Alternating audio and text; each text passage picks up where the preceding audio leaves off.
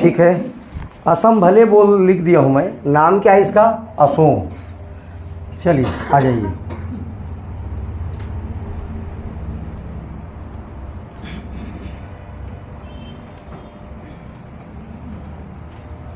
ये एक ऐसा राज्य है जिसकी सीमाएं पूर्वोत्तर में हर किसी राज्य से लगती है। पूर्वोत्तर में कितने राज्य? 7 राज्य। सातों के साथ किसकी सीमाएं लगती है? तो असम की।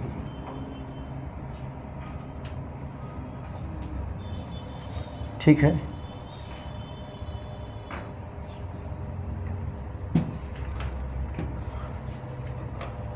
ये ऐसा फैला हुआ है असम। ठीक। 7 उधर के 6 और इधर एक लगा हुआ है पश्चिम बंगाल। ये देखो पश्चिम बंगाल, और ये अलग से इतना है आपका मेघालय। क्लियर याद रखना है, पश्चिम बंगाल की सीमा, पश्चिम बंगाल की सीमा मेघालय से नहीं लगता।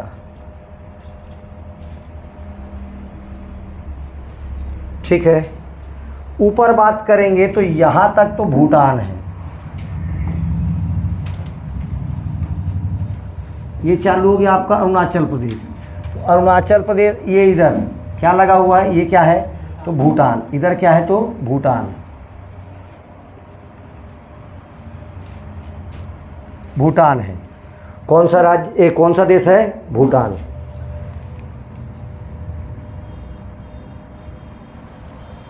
यहाँ तक अरुणाचल प्रदेश की सीमा, एपी, अरुणाचल प्रदेश। इसके बाद नागालैंड, इसके बाद मणिपुर, इसके बाद ये रहा आपका मिजोरम। मिजोरम से यहाँ से इधर पूरा इस पार म्यांमार, और मिजोरम ये रहा आपका क्या? त्रिपुरा। कौन सा राज्य? त्रिपुरा। तो याद रखिएगा ये त्रिपुरा, ये पूरा ये बांग्लादेश है। ये पूरा क्या है? बांग्लादेश। तो बांग्लादेश 2 बार किसके साथ सीमा बनाता है? असम के साथ।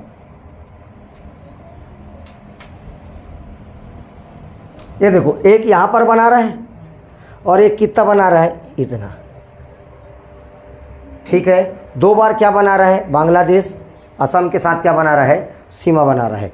राज्यों की बात करेंगे तो यहाँ पर पश्चिम बंगाल 1 और इधर से 6, टोटल कितने राज्य कनेक्ट करते हैं? तो 7 राज्य। राज्यों की संख्या 7।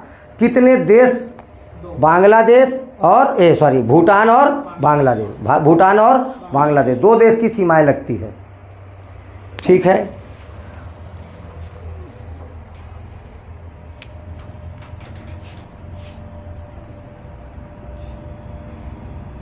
कुछ सामान्य जानकारियां लिखिए, जैसे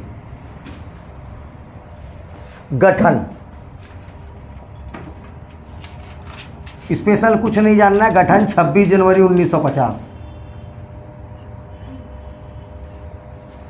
26 जनवरी 1950। एक बात। दूसरी बात याद रखना है, अगर मैं यहाँ पर बात करता हूँ राज्यसभा सीटों की, 7, लोकसभा सीट 14, 126, विधानसभा सीट कितनी है? 126।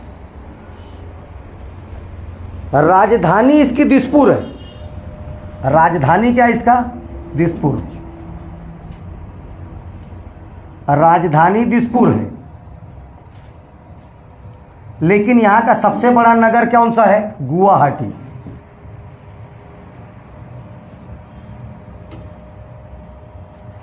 राजधानी दिसपुर है, लेकिन सबसे बड़ा नगर कौन सा है? गुवाहाटी।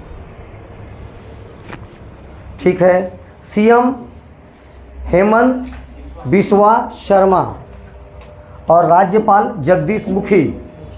ठीक है। सीएम कौन है? हेमंत बिस्वा शर्मा। आपका आपका जैसे इधर ब्राह्मण लोग लिखते हैं वैसा शर्मा नहीं, ऐसा शर्मा, शर्मा, ठीक है, हेमंत बिस्वा शर्मा। और जबकि यहाँ पर राज्यपाल कौन है तो जगदीश मुखी।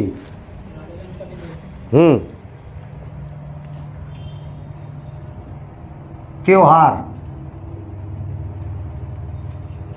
सबसे प्रमुख त्योहार तो याद रखना बिहू।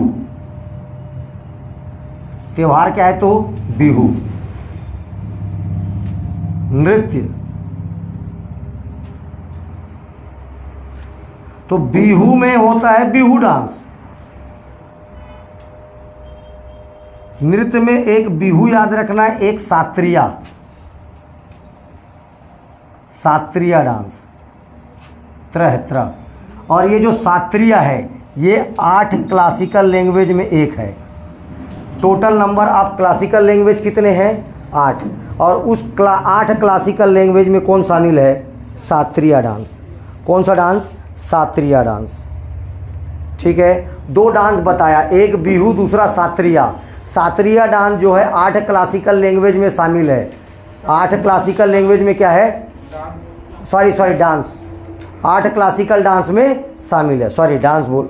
वैसे ही ना नृत्य भी है, बिहू गायन भी करते हैं। पहला बात तो देखो 2 डांस बताया, एक बिहू दूसरा सात्रिया, एक बिहू दूसरा सात्रिया, ठीक है। और छोटे छोटे जनजातियां लिखो यहाँ पर, प्रमुख जनजाति। तो एक तो याद रखना है बिहू, क्या है ये जनजाति। दूसरा चकमा, बिहू, चकमा, खासी, खासी, मेच, मेच मेच, ये मेच, और हमार, ये सब जनजाति है। खासी मेघालय में है ना, चकमा, चकमा, ये सब यहाँ पर क्या पाई जाती है जनजातियाँ। इतना हो गया। अब इसका थोड़ा सा ज्योग्राफिकल देखो, कैसा कैसा कहाँ कहाँ पर क्या क्या है।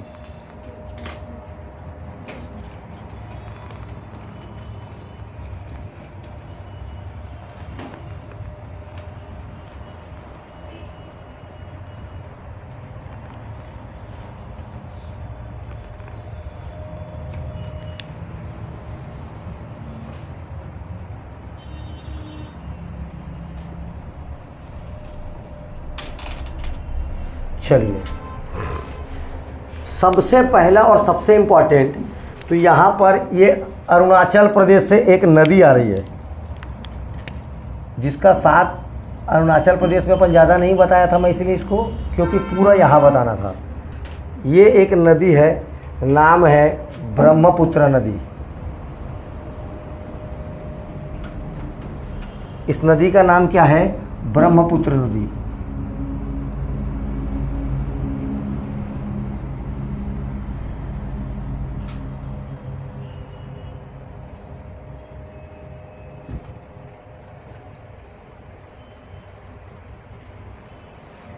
ब्रह्मपुत्र नदी जैसे ही असम में आया, असम में, और एक नदी इधर से और आके असम में मिलेगी।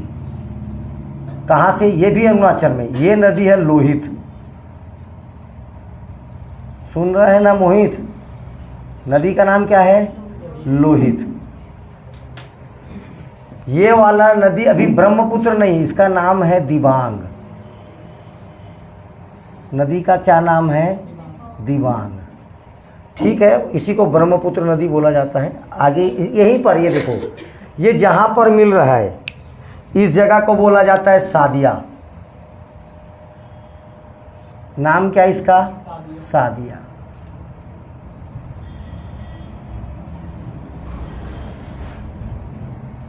जगह का नाम है सादिया, ठीक है।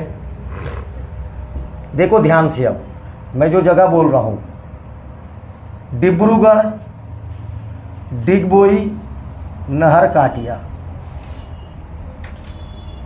डिब्रूगढ़,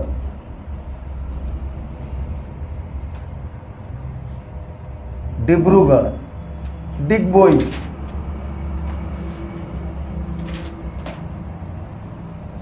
और ये है नहरकाटिया।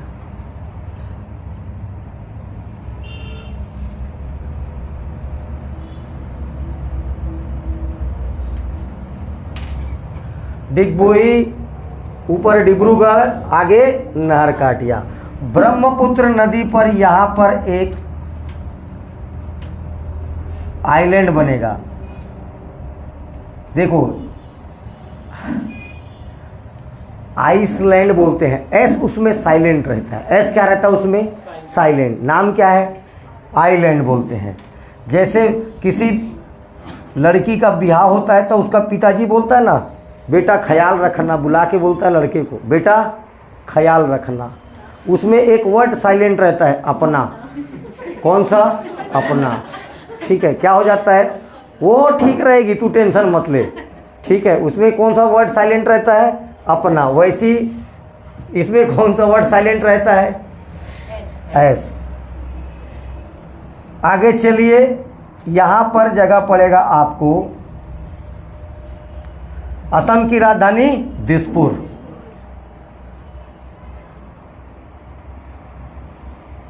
और आगे आएंगे, यहाँ पर आपको जगह पड़ेगा गुवाहाटी। जगह का नाम गुवाहाटी। दिसपुर, गुवाहाटी, ये लास्ट में यहाँ पर जगह का नाम है सादिया।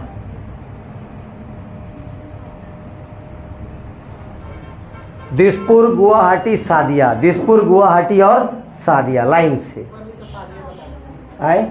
अरे सॉरी सॉरी सॉरी, सादिया नहीं, Dhubri. Sorry sorry, D, Dhubri. Dhubri, जगह का नाम क्या आ जाएगा? धुबरी। लाइन से देखो, रोड पे सादिया, डिब्रूगढ़, डिगबोई, नहरकाटिया, माजुली, दिसपुर, गुवाहाटी और धुबरी। अरे माजुली,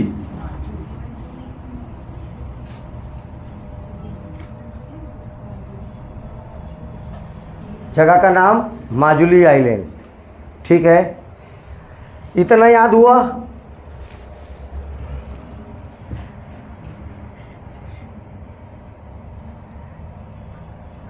ये देखो, पहले तो इधर आ जाओ। ये एक अभयारण्य है, नाम है मानस। ये फैलते फैलते कहाँ तक चले गया है? भूटान में भी है ये।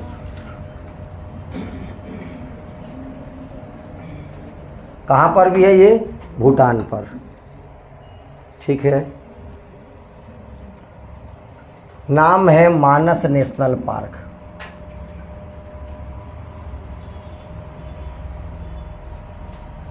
जगह का क्या नाम है? Manas national park. ठीक है, एक ये यहाँ पर पड़ेगा आपको काजीरंगा नेशनल पार्क।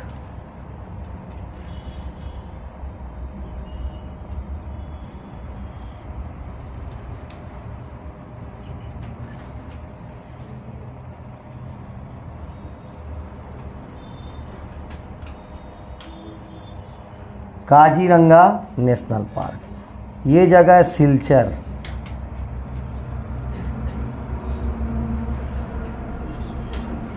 ये जगह कौन सा है?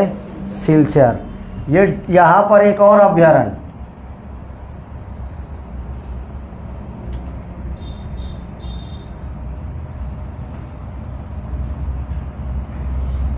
अभयारण्य भैया सब के सब क्या है? National park. Dibru Saikhowa, Dibru Saikhowa national park है, बायोस्फीयर रिजर्व है। दोनों नेशनल पार्क भी है और बायोस्फीयर रिजर्व भी है।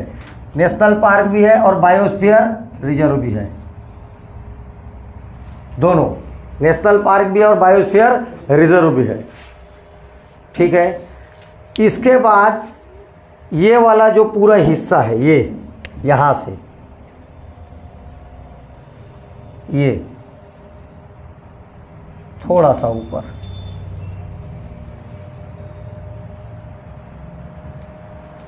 ये कहलाता है बोडोलैंड। क्या कहलाता है? बोडोलैंड।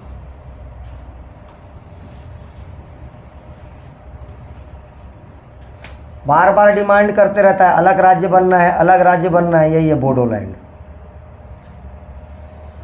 दिसपुर और गुवाहाटी के बीच दो एकदम फेमस मंदिर, कामाख्या देवी का मंदिर एक,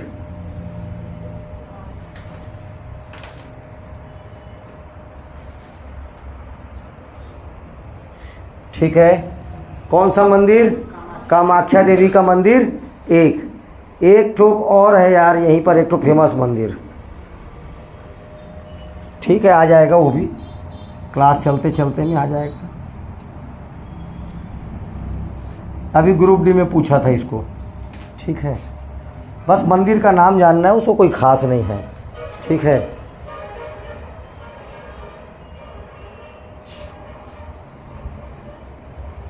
ये दो मंदिर याद रखना है। एक तो कामाख्या देवी का मंदिर है,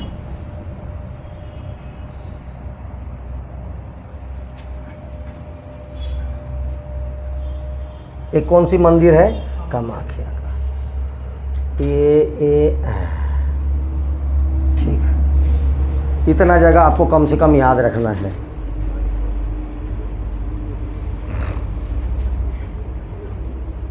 ठीक, चलिए अब इसके इतिहास में आ जाओ। किसका इतिहास? असम का इतिहास। थोड़ा सा हेडिंग डालिए, हिस्ट्री ऑफ असम। ठीक है, प्राचीन समय में सबसे पहले तो ये याद रखना है, ये यहाँ पर एक डायनेस्टी था जिसको बोलते थे अपन कामरूप डायनेस्टी, कामरूप साम्राज्य।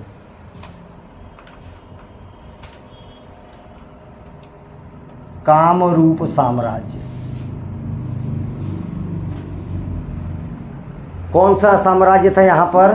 कामरूप साम्राज्य। और कामरूप साम्राज्य का राजधानी लिखिए प्रयाग ज्योतिषपुर। प्रयाग ज्योतिषपुर पूरा है, प्रयाग ज्योतिषपुरा, जिसको आप आज गुवाहाटी के नाम से जानते हो। कामरूप साम्राज्य कहाँ किनका शासन हुआ करता था? सबसे पहले असम में कामरूप डायनेस्टी का। ये कामरूप डायनेस्टी, इसी कारण असम का अगर प्राचीन नाम पूछा जाएगा तो कामरूप, असम का प्राचीन नाम कामरूप।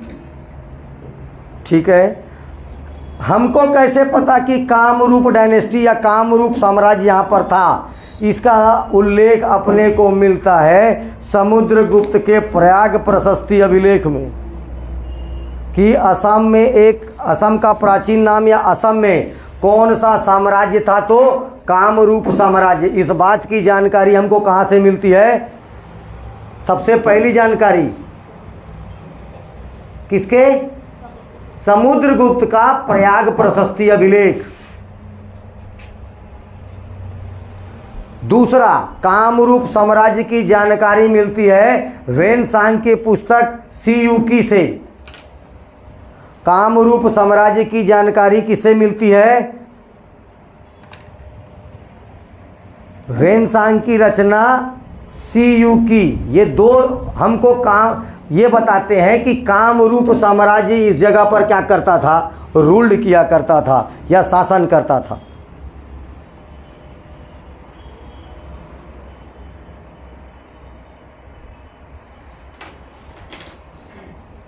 ठीक है, इतना याद हुआ कि नहीं हुआ?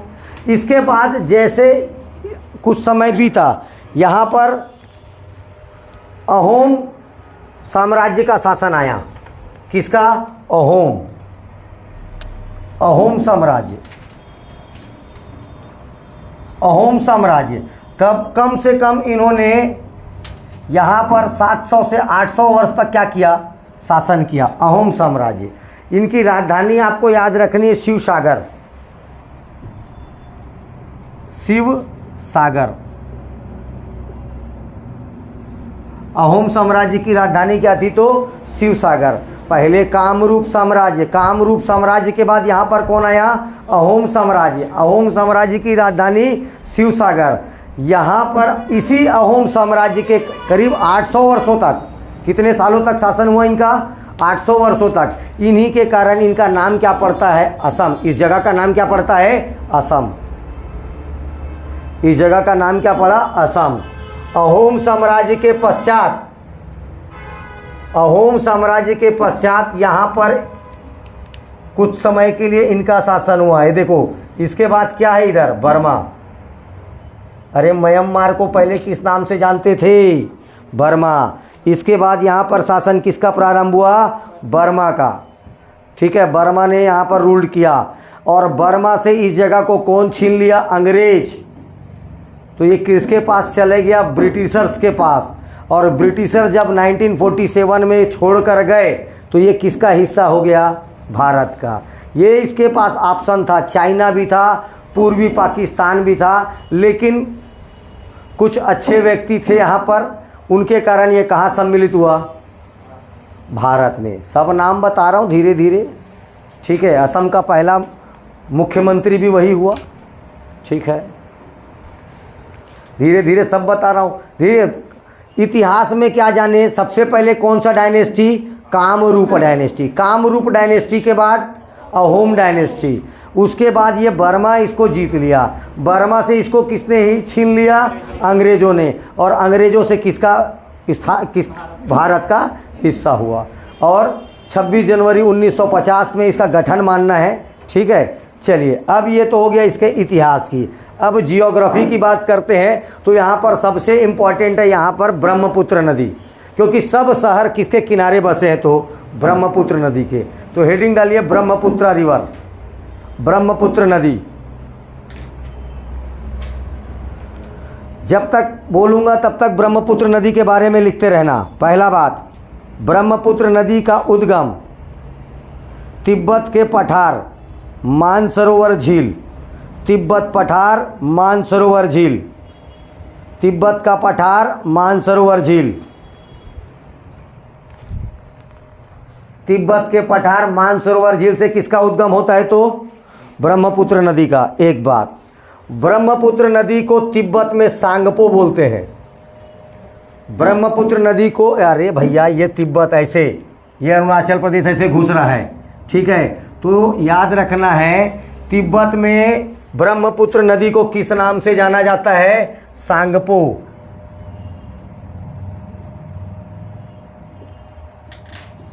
ये सब क्वेश्चन आ चुके हैं आपके। ब्रह्मपुत्र नदी को तिब्बत में किस नाम से जानते हैं, सांगपो। ये अब देखो, नामचा बरवा पर्वत से भारत में एंट्री करेगा। नामचा बरवा पर्वत कहाँ है, अरुणाचल प्रदेश में। कहाँ है, अरुणाचल प्रदेश में। नामचा बरवा बोलिए, चाहे यांगयाक पास, यांगयाक दर्रा बोलो, मतलब एक ही है। नामचा बरवा पर्वत बोलो, चाहे यांगयाक दर्रा बोलो, यहाँ से भारत में प्रवेश किया। ये देखो अरुणाचल प्रदेश, ये देखो ये पर्वत को क्रॉस करेगा, इसके बाद ये भारत में एंट्री करेगा। जैसे भारत में अरुणाचल प्रदेश में एंट्री हुआ, इसका नाम पड़ जाएगा दिबांग नदी। ब्रह्मपुत्र नदी का नाम क्या पड़ गया, दिबांग नदी। कैसे, जैसे अरुणाचल प्रदेश में एंट्री हुआ, नाम क्या पड़ गया, दिबांग नदी। इसका नाम हो गया दिबांग रिवर। अब देखो, जैसे ये अरुणाचल प्रदेश को छोड़कर कहाँ एंट्री किया, देखो इधर देखो, ये कहाँ किसका हिस्सा आ गया, असम का। जैसे दिबांग नदी से आकर इधर से अरुणाचल प्रदेश से ही एक और नदी लोहित नदी आकर मिलेगी। जगह कौन से जगह पर मिलेगी, सादिया पर। यहाँ से इसका नाम चालू हो जाएगा क्या, ब्रह्मपुत्र नदी। और ये ब्रह्मपुत्र नदी कब तक रहेगा, ये धुबरी तक। धुबरी के बाद ये देखो, यहाँ पर कौन सी नदी अंदर गिर जा रही है, ब्रह्मपुत्र नदी। कहाँ गिर जा रहा है, बांग्लादेश में आके गिर जा रहा है। इधर से गंगा भी आ रही थी, ये पश्चिम बंगाल को ऐसे लाओ, ये देखो गंगा भी आ रही थी, कहाँ गिर रही थी, बांग्लादेश में। ये नदियाँ बांग्लादेश में क्यों गिर रही है? सब नदियों को शौक है कि यहाँ गिरने का? ऐसा कुछ नहीं है। ये गड्ढा वाला जगह है, डीपेस्ट है, ऐसे ढाल है, ढाल। इसी को बोला जाता है मालदा गैप। मालदा गैप। मालदा कहाँ बताया था, याद है? मालदा, फरक्का, दार्जिलिंग, याद आया? इसको बोला जाता है मालदा गैप। इसलिए ये नदियाँ यहाँ पर गिरती है। और जैसे बांग्लादेश में गया, नाम हो गया जमुना। अब वो सब आगे छोड़ दो, पद्मा वद्मा बनेगा। ये सबसे बड़ा क्या बना देगा? विश्व का सबसे बड़ा डेल्टा बना देगा, सुंदरवन का डेल्टा बना देगा। ये लो,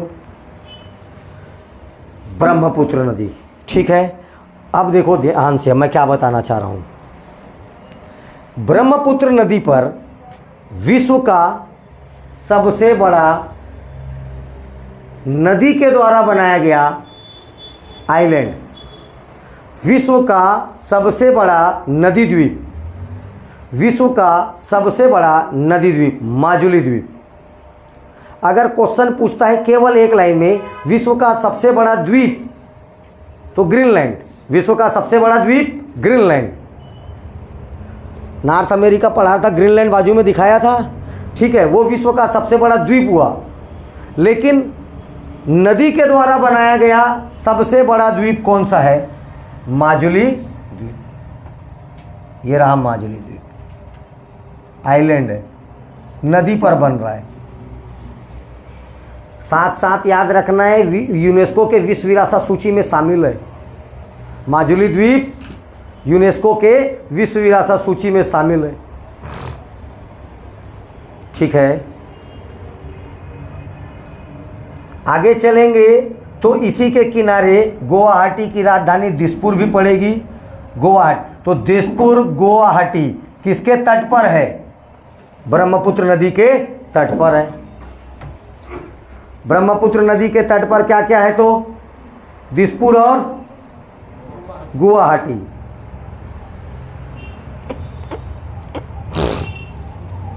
ठीक है, ये जगह याद रखना है, धुबरी। ब्रह्मपुत्र नदी पर राष्ट्रीय जलमार्ग नंबर 2,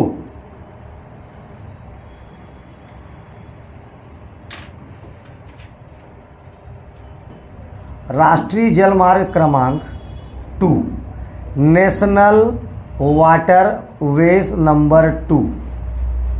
कहाँ से कहाँ तक ये क्वेश्चन पूछेगा? तो सादिया से धुबरी, सादिया से धुबरी, सादिया से धुबरी के बीच में राष्ट्रीय जलमार्ग क्रमांक 2।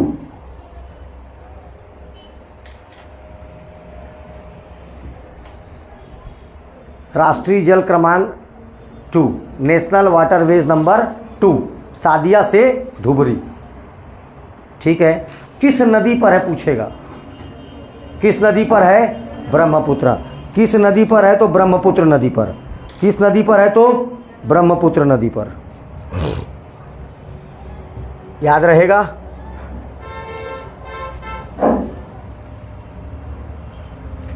चलिए, इतने के बाद अब हेडिंग डालिए गुवाहाटी। ये दिसपुर, पहले दिसपुर क्या है? तो असम की राजधानी है। असम की क्या है? राजधानी है। असम की राजधानी है। दूसरा बात याद रखना है, देखो दिसपुर से गुवाहाटी जाने तरफ आपको यहाँ से दिसपुर से एग्जैक्ट 7 किलोमीटर दूरी पर एक फेमस मंदिर मिलेगा, कामाख्या देवी का मंदिर। क्या मंदिर? कामाख्या देवी का मंदिर। ठीक है, कामाख्या देवी का मंदिर। भैया एक चीज़ और सुनो, अगर जाओगे और सोचोगे वहाँ मूर्ति मिलेगा, तो वहाँ मूर्ति की पूजा नहीं होती है। पहला बात, वहाँ किसकी पूजा होती है? योनि की। जहाँ से मानव का मतलब मादा जननांग, जहाँ से हर किसी का जन्म होता है, उसका पूजा कहाँ पर होता है? तो कामाख्या देवी के मंदिर में।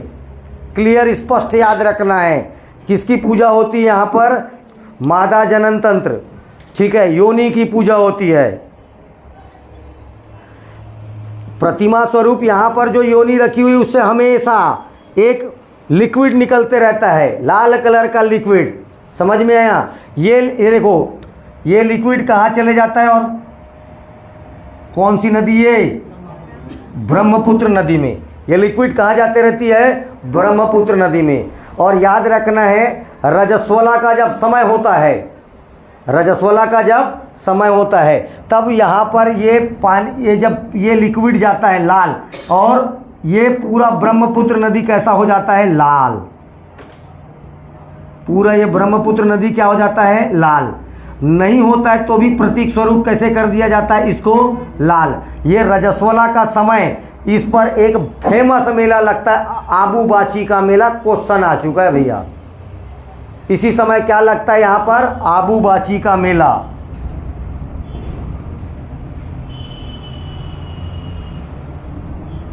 आबू बाची का मेला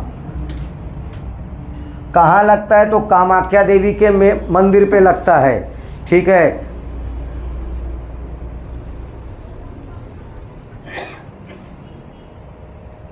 कहाँ लगता है? तो कामाख्या देवी के ये शुक्रेश्वर मंदिर। ये वाला मंदिर कौन सा है? लिखना नहीं अभी, जब तक नहीं बोलूँगा। शुक्रेश्वर, शक्कर का सा नहीं, सरोता का सा। शुक्रेश्वर मंदिर। कामाख्या मंदिर दोनों के बीच में है। यहाँ पर किसी देवी की पूजा नहीं होती। पूजा किसका करते हैं? तो मादा जननांग का। यहाँ पर योनि की पूजा की जाती है।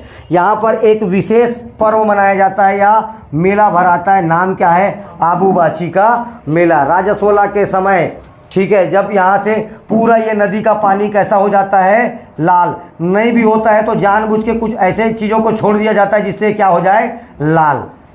ठीक है, यही समय यहाँ पर एक भव्य मेले का आयोजन होता है, आबू बाची का मेला। क्वेश्चन आया हुआ है कहाँ लगता है? ठीक है, असम में लगता है। किस मंदिर में लगता है? तो कामाख्या देवी के मंदिर में लगता है। ठीक, इसके बाद हेडिंग डालिए गुवाहाटी।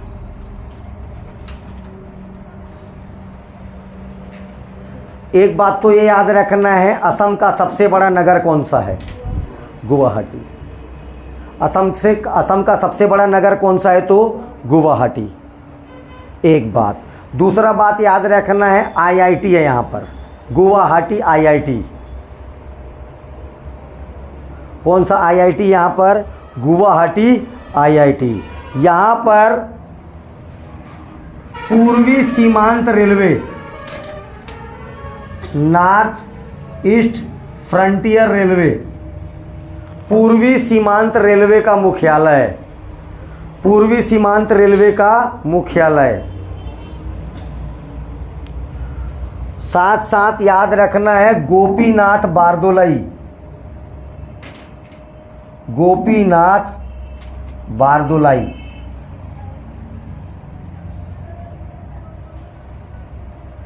गोपीनाथ बारदोलाई अंतर्राष्ट्रीय एयरपोर्ट है। गोपीनाथ बारदोलाई क्रिकेट स्टेडियम है। गोपीनाथ बारदोलाई अंतर्राष्ट्रीय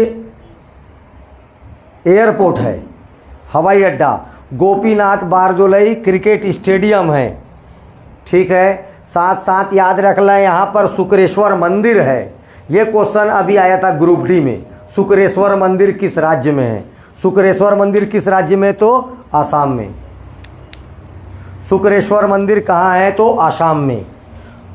इतनी बातें याद रहेगी गुवाहाटी से। अब मैं एक पर्सनालिटी का नाम ले रहा हूँ बार बार, गोपीनाथ बारदोलाई। साइड हेडिंग डालिए वहीं पर, गोपीनाथ बारदोलाई।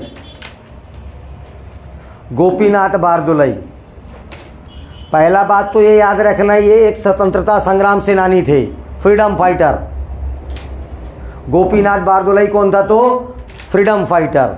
साथ साथ याद रखना, ये गोपीनाथ बारदोलाई असम के पहले मुख्यमंत्री भी हुए। इन्हें ही आधुनिक असम का जन्मदाता कहते हैं। गोपीनाथ बारदोलाई को ही क्या बोला जाता है? आधुनिक असम का जन्मदाता। यही गोपीनाथ बारदोलाई के प्रयासों से असम ना तो चीन में मिल पाया, ना तो चीन का हिस्सा हुआ, ना पूर्वी पाकिस्तान का हिस्सा हुआ। ये किसका हिस्सा हुआ? भारत का। गोपीनाथ बारदोलाई के ही प्रयासों से ना तो ये चाइना में जुड़ पाया, ना तो ये पूर्वी पाकिस्तान में, और असम किसका हिस्सा हुआ? भारत का। इसी गोपीनाथ बोरदोलाई को 1999 में भारत रत्न भी मिला, 1999 का भारत रत्न। इतनी बातें याद रखनी है आपको, किससे? गोपीनाथ बोरदोलाई से।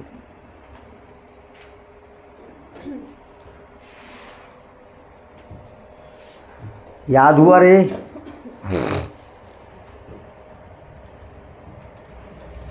याद हुआ इतना बात?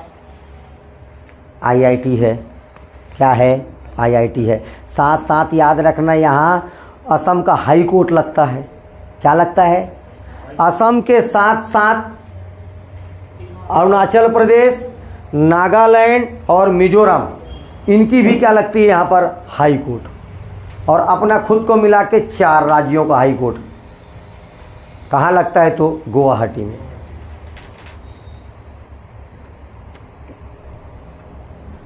इसके बाद हेडिंग डालिए बोडोलैंड, जगह का नाम बोडोलैंड। ये बोडोलैंड जो जगह है, ये आए दिन असम सरकार पर दबाव बनाता है, एक अलग राज्य बनने का डिमांड करता है। कौन सा लैंड? बोडोलैंड। तो ये बोडो जो जनजाति है एक अलग राज्य का मांग करता है बार बार। तो बोडोलैंड नाम पड़ने के पीछे यहाँ पर कौन सी जनजाति रहती होगी? बोडो जनजाति। कौन सी जनजाति निवास करती है? बोडो जनजाति। इसलिए जगह का नाम क्या पड़ गया?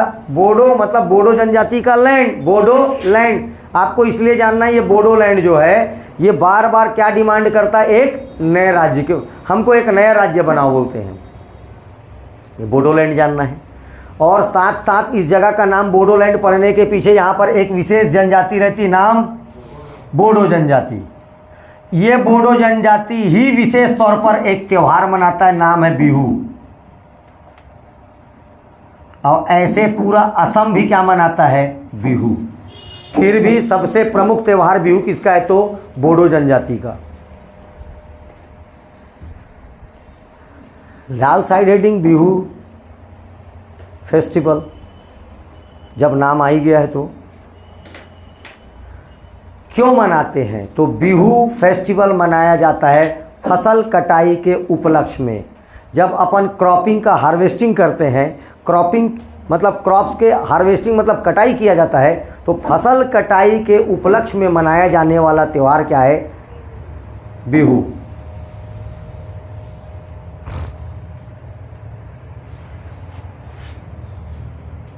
ठीक है। बिहू के साथ साथ याद रखना है, ये बिहू जो, ये तो त्यौहार हुआ, बिहू एक इसी त्यौहार में होगा बिहू डांस। तो एक फोक डांस का क्या नाम है? बिहू। और इस गाने का भी क्या नाम है? बिहू। सब चीज़ क्या है? बिहू। फेस्टिवल है, डांस है, सॉन्ग है। किस उपलक्ष्य में मनाते हैं ये त्यौहार? तो याद रखना है किस उपलक्ष्य में मनाया जाता है। ठीक। इसके बाद हेडिंग डालना ये जगह सिलचर। सिलचर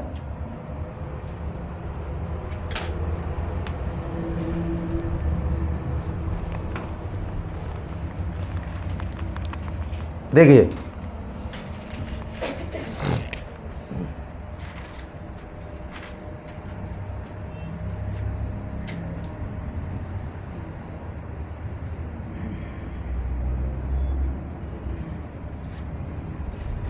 उधर से मेरे को कोई काम ही नहीं है, छोड़ दो। ये यहाँ पर जगह पड़ रहा है सिलचर, और यहाँ पर जगह पड़ेगा पोरबंदर। जगह का नाम क्या है? पोरबंदर। सिलचर से पोरबंदर, ऐसा एक, इसको बोला जाता है ईस्ट वेस्ट कॉरिडोर, पूर्व पश्चिम गलियारा, ईस्ट वेस्ट कॉरिडोर। कहाँ से कहाँ तक बन रहा है? सिलचर से पोरबंदर। वैसे ही श्रीनगर से कन्याकुमारी, श्रीनगर से कन्याकुमारी, ये है नॉर्थ साउथ कॉरिडोर। आपको लेकिन क्या याद रखना है? केवल ईस्ट वेस्ट कॉरिडोर। कहाँ से कहाँ तक है? सिलचर से पोरबंदर तक। लंबाई भी याद रखना है 3300 किलोमीटर।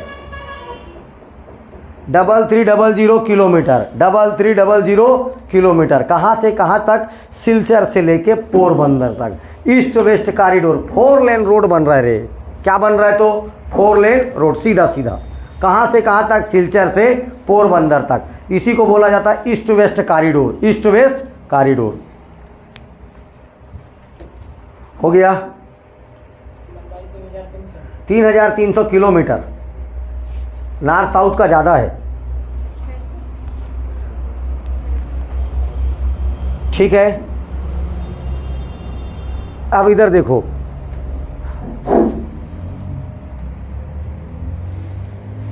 इस जगह का नाम क्या है? सादिया।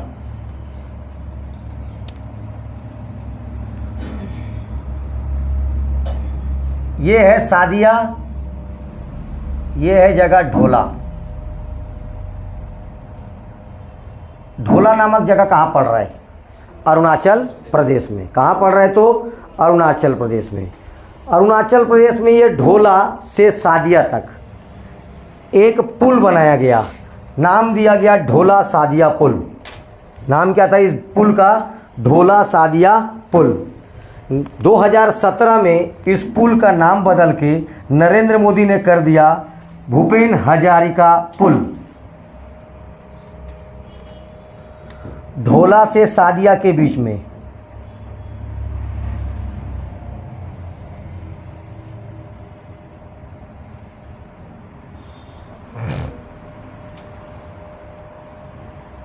ढोला से सादिया के बीच में नदी याद रखना है आपको।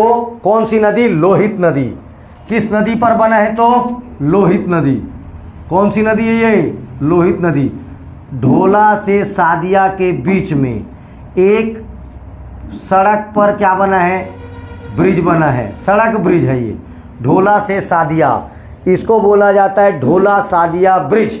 ढोला सादिया ब्रिज क्या बोला जाता है? तो ढोला सादिया ब्रिज। 2017 में इसका नाम चेंज करके क्या कर दिया गया? भूपेन हजारिका ब्रिज। टोटल लंबाई 9.15 किलोमीटर के साथ सबसे लंबा ब्रिज भारत का। नदी पर बना हुआ सड़क सेतु, तो भारत का सबसे लंबा सड़क सेतु भूपेन हजारिका ब्रिज। 9.15 किलोमीटर। आंख बंद करके नहीं बैठना, यहाँ लिख रहा हूँ मैं, है ना। 9.15 किलोमीटर टोटल इसकी लंबाई है। अब ये कौन है? तो साइड हेडिंग डालिए भूपेन हजारिका जी। भूपेन हजारिका बोलने का मतलब ये एक गायक था। क्या था? सिंगर। क्या था ये? सिंगर। साथ साथ याद रखना एक्टर भी था। अब दोनों कर रहा है, डायरेक्टर तो हो गई, ठीक है। और सबसे इम्पॉर्टेंट याद रखना पॉलिटिशियन, राजनेता थे एक। क्या थी ये? नेता भी थे, पॉलिटिशियन भी थे। इनका एक तो गाना बताऊंगा, तुम लोग एकदम एक बार में पहचान जाओगे इसको, ठीक है।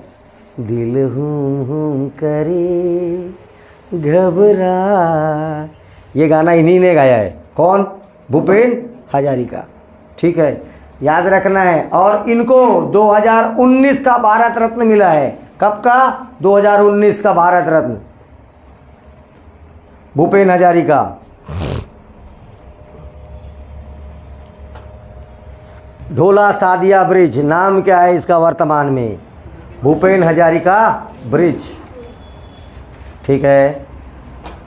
अब इधर देखो, डिब्रूगढ़ डिगबोई नहर काटिया। इसमें पहले एक को बता रहा हूँ, डिगबोई को, उसके बाद ऑटोमेटिक दोनों का मतलब समझा दे रहा हूँ। हेडिंग डालिए डिगबोई।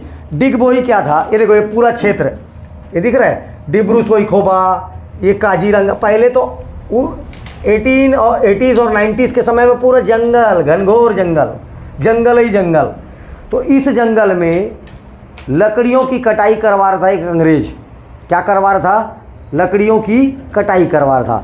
अब बड़े बड़े जंगल के पेड़ तो जानते हो साइज़ ही वैसी था, तो एक ठो पेड़ गिर जाता था तो उसको उठाने में कई मजदूर लग जाएंगे। तो इनको खिंचाई का काम करवाता था वो, किससे? हाथियों से। पेड़ जो कटता था उसकी खिंचाई किससे करवाता था? हाथियों से। तो पेड़ कटे पेड़ों को खींचने का काम हाथी करते थे। तो देखता है एक अंग्रेज कि हाथी का जहाँ जहाँ पर पैर का निशान था, एक जगह इसको ऐसा मिला डिगबोई के पास कि जहाँ जहाँ पर हाथी का पैर का निशान था वो पूरा जगह ऐसे काला हो रहा है, रंगोली लगाए टाइप का। फिर अगले जगह देखता है काला हो गया, फिर अगले जगह देखता है काला हो गया है, पूरा काला काला चिन्ह दिख रहा है। अरे जैसे आप नया नया गाड़ी के आज सर्विसिंग कराओगे, घर में छोड़ोगे तो वहाँ पर ऑयल गिरता है तो काला हो जाता है, सेम वैसी उसके पैरों के निशान से वो जगह कैसा हो जा रहा था, छप्पा छप्पा काला। वो अंग्रेज अधिकारी बहुत शातिर था, वो पहले भी इन खुदाई के कामों में रह चुका था। वो ज़ोर ज़ोर से चिल्लाने लगा, ठीक है। अब इंग्लिश में डिगिंग का मतलब होता है खोदना, और किससे खोदवाएगा, लड़कों से। बोला digging boy digging boy digging boy, this place digging boy. वो जोर जोर से नाचने लगा, डिगिंग बॉय डिगिंग बॉय। हमारे तरफ के लोग क्या समझे, डिग बॉय का हाथ गा, डिग बॉय क्या सोच रहा है, डिग बॉय का हाथ है, डिग बॉय, ठीक है। खुदाई चालू हुआ, क्या निकला वहाँ से, पेट्रोलियम। तो 1901 में भारत का पहला पेट्रोलियम खान कहाँ, डिगबोई। 1901 में भारत का पहला पेट्रोलियम खान कहाँ पर बना, डिगबोई पर।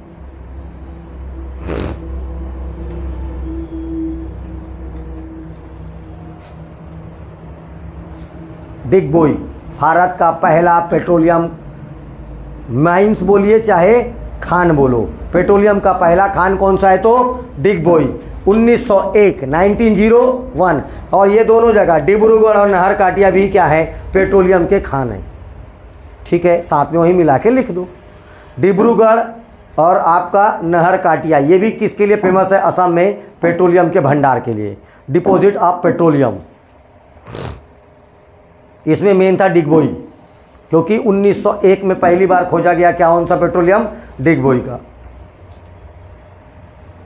चले अब देखिए, ये जो डिब्रूगढ़ है, ममता बनर्जी जब ना रेल मंत्री थी, ये देखो ये देखो देखो, बना सवेरे भी बताया, देखो ये देखो, ये डिब्रूगढ़, यहाँ से एक ट्रेन चलाई डिब्रूगढ़ से, ये पूरा का पूरा कहाँ जोड़ी, कन्याकुमारी। किसको जोड़ दी, डिब्रूगढ़ से कन्याकुमारी। भारत में सबसे लंबी दूरी तय करने वाली ट्रेन, नाम क्या है उसका, उस समय नाम था उसका डिब्रूगढ़। ट्रेन का नाम क्या दे दिया गया था, डिब्रूगढ़ ट्रेन। लेकिन अभी वर्तमान में चूंकि वो कहा जा रहा है कन्याकुमारी, और कन्याकुमारी में कौन सा गार्डन है, रॉक गार्डन। किसका है, स्वामी विवेकानंद जी का। इसीलिए उनके नाम से इस ट्रेन का नाम कर दिया गया विवेकानंद एक्सप्रेस। तो भारत में सबसे लंबी दूरी तय करने वाली एक्सप्रेस का नाम क्या है, विवेकानंद एक्सप्रेस। कितनी दूरी तय करती है, 4324 किलोमीटर। क्या बोले सर, 4324,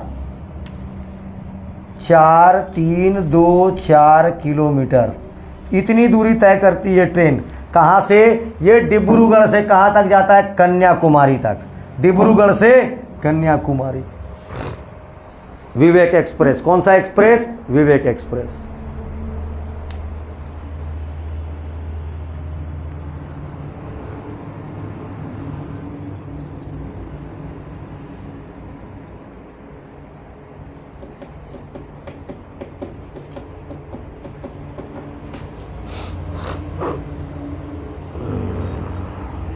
चलिए अब देखो, ये काम के तीन ठो नेशनल पार्क एकदम खास। सबसे इम्पॉर्टेंट ये देखो, ये जगह का नाम है जोरहाट। तो काजीरंगा नेशनल पार्क किस जगह पर है, तो जोरहाट, जगह का नाम क्या है, तो जोरहाट। यहाँ पर एक जगह है जोरहाट, यहाँ पर पाया जाता है काजीरंगा, यहीं पर स्थित है Kaziranga national park. Kaziranga national park किस लिए फेमस है असम में, एक सींग वाला गेंडा। इंग्लिश में क्या नाम है इसका,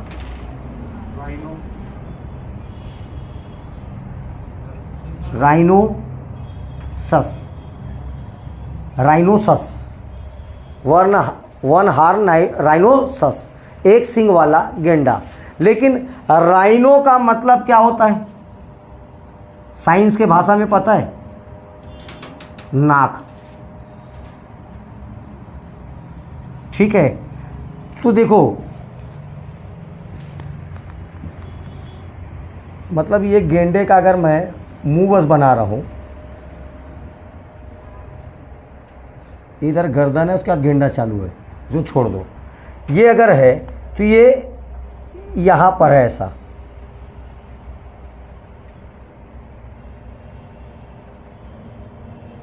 इस ना गेंडे का नाक का जो हड्डी है ना वो बाहर निकल गया है। गेंडे का जो नाक का हड्डी ना वो बाहर निकला है, सींग नहीं है गेंडे का, निकला क्या है, नाक की हड्डी। आश्चर्य तो तब हो गया जब ये गेंडा को पता चला, ये लोग मेरे को एक सींग वाला गेंडा बोलते हैं, ये तो मोरा नाक है। ठीक है, टेंशन में कब आया गेंडा, जब इसको पता चला हम लोग क्या बोलते हैं इसको, एक सींग वाला गेंडा। बोले मेरे नाक को सींग बोलते हैं लोग, लोल, तब से जान गया ये। लेकिन क्वेश्चन कैसे आएगा, एक सींग वाले गेंडे के लिए कौन सा अभयारण्य फेमस है, तो याद रखना है असम का। लेकिन आदत पड़ चुका है, इसको बहुत मारा जाता है यहाँ यार। इसका क्या होता है, इसका बहुत डेथ होता है इधर। इसका ना दवाई बनता है, क्या बनता है, मेडिसिन में बहुत अच्छा दवाई बनता है इसके हड्डियों से, इसीलिए कई बार इसको मार दिया जाता है। हाथी दांत के लिए तो जान रहा पूरा, यहीं पर ये काजीरंगा नेशनल पार्क में ही क्या किए थे, तो तालाब में जहर मिला दिए थे, 25-20 हाथी मर गए थे, सबका दांत काट के ले गए थे। तो इसके साथ भी इसकी हड्डियों से क्या बनता है, इसके मतलब जो सींग बोल रहा हूँ मैं, उस सींग से क्या बनता है, दवाई क्या बनता है, बहुत मारा जाता है ये। समझ में आया, ये गलत है, नहीं करना चाहिए। तो ये याद रखना है, राइनोसोस, एक सींग वाले गेंडे के लिए कौन सा नेशनल पार्क फेमस है, असम का काजीरंगा नेशनल पार्क। बार बार ये सवाल आया है और आते रहेगा, तुमको भी आ रहा है, तुम्हारे लड़का को भी आएगा, है ना। काजीरंगा नेशनल पार्क किसके लिए फेमस है, एक सींग वाले गेंडे के लिए। आल्सो यूनेस्को का वर्ल्ड हेरिटेज साइट, इसको यूनेस्को ने विश्व विरासत सूची में शामिल किया है।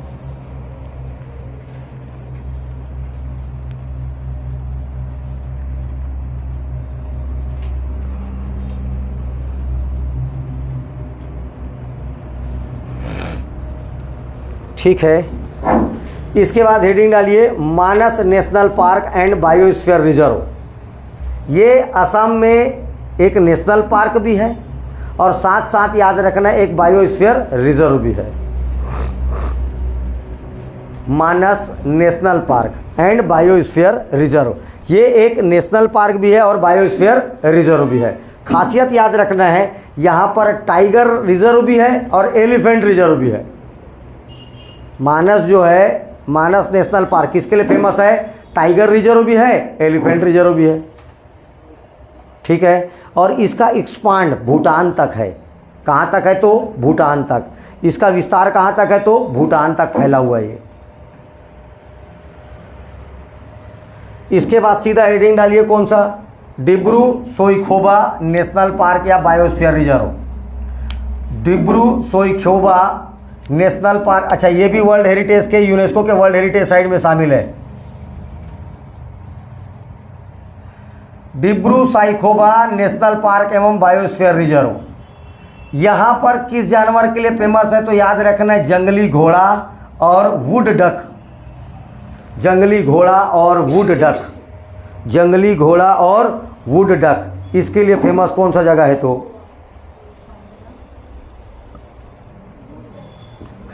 डिब्रू सोईखोबा। डिब्रू सोईखोबा। अगर आप असम पढ़ लिए और शंकर देव को नहीं जाने तो असम जानने का कोई मतलब ही नहीं है। एक पर्सनालिटी का नाम लिखिए, शंकर देव। ठीक है, पर्सनालिटी का नाम शंकर देव।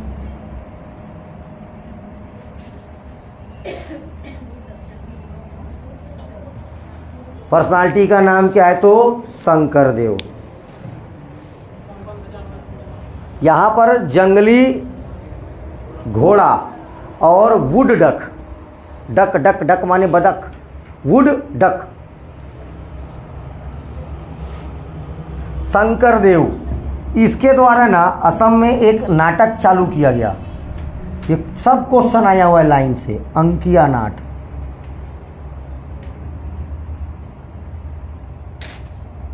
नाटक का नाम क्या था, ड्रामा, ड्रामा, अंकिया नाट। अंकिया नाट किस राज्य का है, असम का। किसने प्रारंभ किया? शंकरदेव। और देखो और बता रहा हूँ, जब ये नाटक पूरा ख़त्म हो जाता है तो अंतिम में नाटक ख़त्म होने के पश्चात इसको ख़त्म कैसे करते हैं? एज ए डांस के साथ ख़त्म किया जाता है। और इस नाटक के ख़त्म होने पर कौन सा डांस किया जाता है? तो शास्त्रीय डांस। कौन सा डांस किया जाता है? इस अंकिया नाट के ख़त्म होने पर कौन सा डांस किया जाता है? तो शास्त्रीय डांस। और यही शास्त्रीय डांस किस में शामिल है? आपके 8 क्लासिकल डांस में शामिल है। भारत में टोटल कितने क्लासिकल डांस? शास्त्रीय नृत्यों की संख्या 8, उसमें ये शास्त्रीय। तो शास्त्रीय किस राज्य का डांस है? तो असम का। और एक ये क्लासिकल डांस भी है। ठीक है, बिहू के बारे में तो बता दिया। इतनी जानकारी कम से कम चाहिए अपने को, कहाँ से? असम से। ठीक है, इतनी जानकारी असम से होना जरूरी है। चलिए कल मिलेंगे बिहार के साथ।